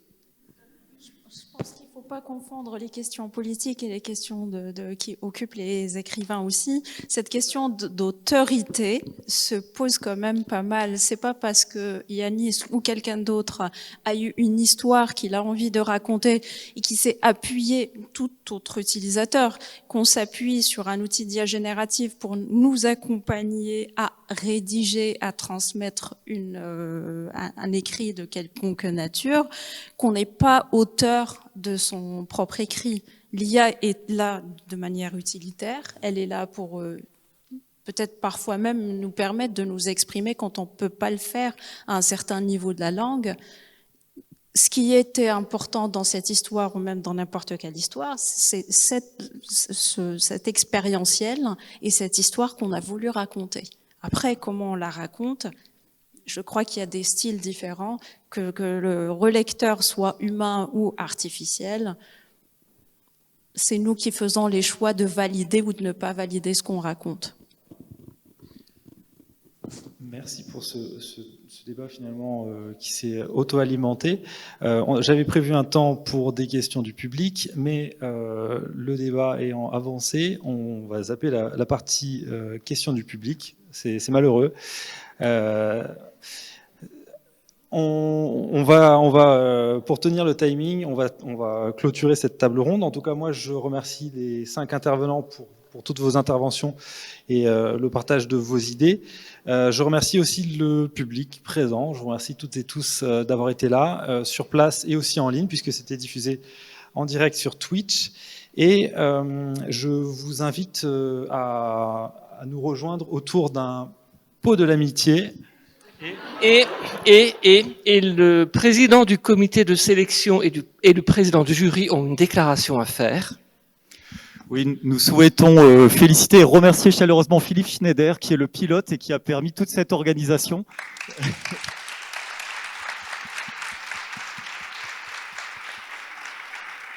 de main de maître, et en permettant que les étudiants soient donc vraiment toute la communauté universitaire soit dans ce prix. Donc bravo Philippe.